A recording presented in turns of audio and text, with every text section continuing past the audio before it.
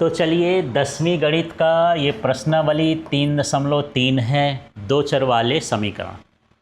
ठीक है, इसमें जो फर्स्ट क्वेश्चन है ये है निम्न समीकरणों के युग्म को विलोपन विधि, जिसको आप एलिमिनेशन मेथड बोलते हो, और प्रतिस्थापन विधि सब्स्टिट्यूशन मेथड से हल ज्ञात कीजिए।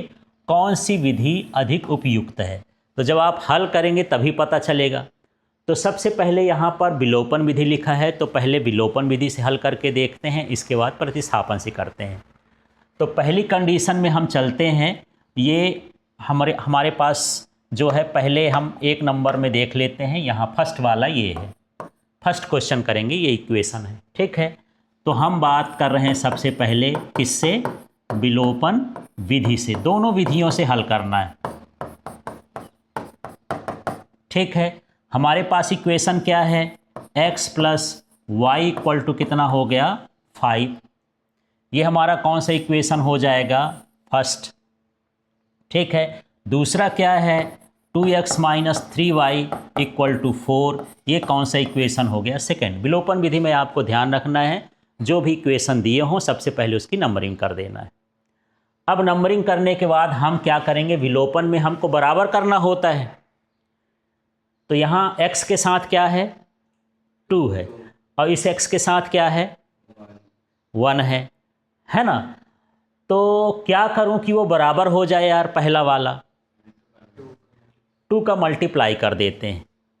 ठीक है, तो यहाँ पर मैं डायरेक्ट लिख दूं, 2 का मल्टीप्लाई करेंगे तो ये क्या बनेगा? 2x प्लस 2y प्लस 2 5 जा 10, 2 पंचे 10 हो गया। ये मेरे पास कौन सा समीकरण था? तीसरा समीकरण। ये हमको मिला कैसे है? क्या किए हैं? समीकरण 1 गुणे 2 करने पर, है ना? जो कोष्टक में लिखे हैं ना सर्कल में, वो समीकरण बताएगा और ये नंबर बताएगा। इसमें हम क्या कर दिए हैं? 2 का गुणा कर दिए।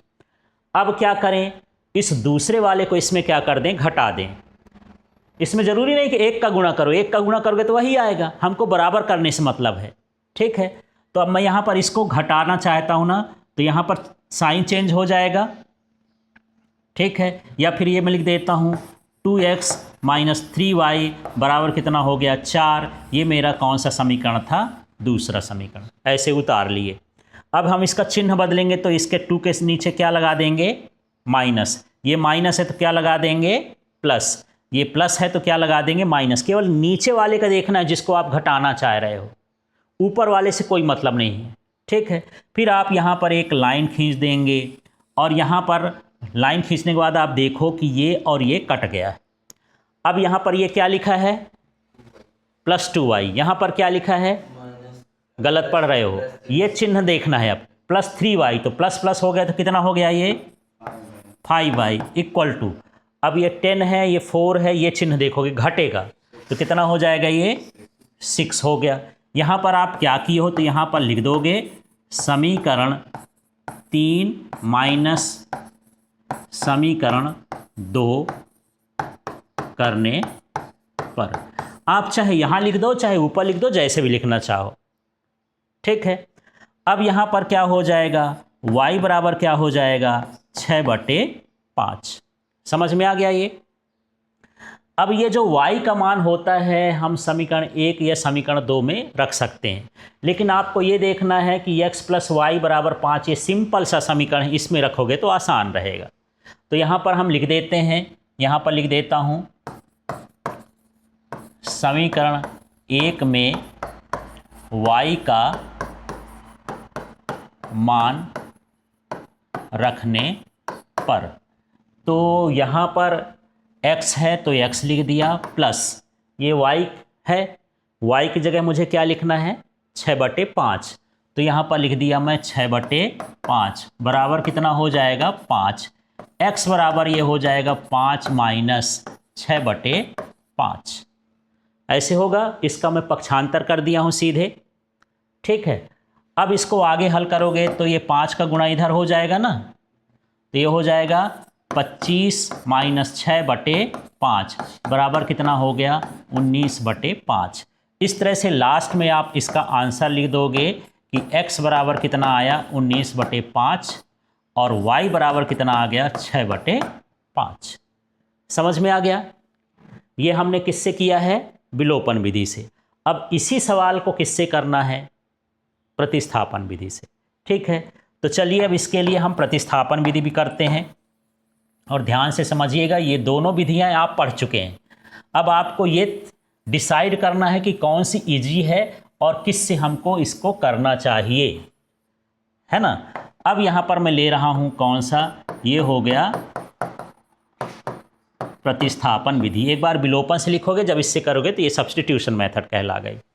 ठीक है, यहाँ पर सबसे पहला काम वही है, x + y बराबर कितना है 5 है। ठीक है, यहाँ से x का मान निकाल लेते हैं, तो ये क्या हो जाएगा, x बराबर 5 - y। ये मैं इसका पहला समीकरण दे देता। ठीक है, अब दूसरा समीकरण लिखा है तो उसको दूसरा समीकरण लिख देते हैं। क्या है ये, 2x - 3y बराबर कितना है 4। ये दूसरा समीकरण है हमारे पास। अब इसमें हम दूसरे समीकरण में क्या करेंगे, x का मान रखेंगे।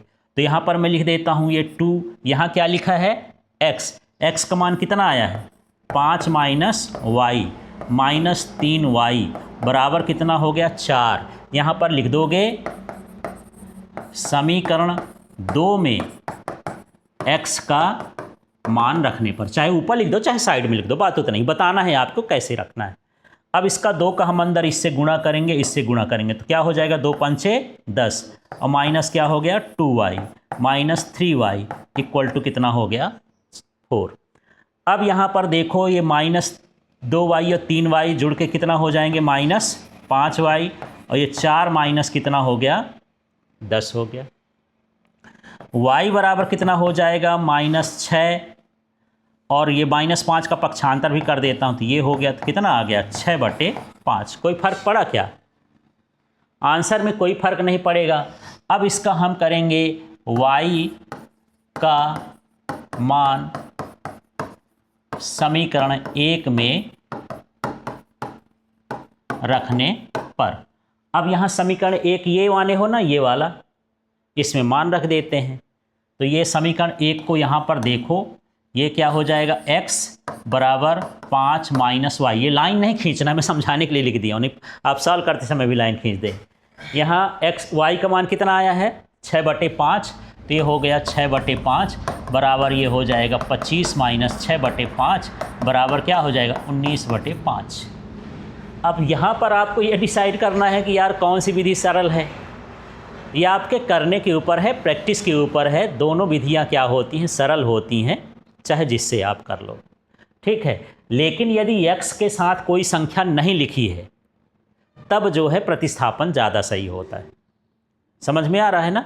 x के साथ यदि कुछ न लिखा हो कोई समीकरण में तो प्रतिस्थापन विधि से करना चाहिए, और यदि x के साथ कुछ बराबर करने का सिस्टम आ जाए तो किससे करना चाहिए, विलोपन से करना चाहिए। क्लियर हो गया?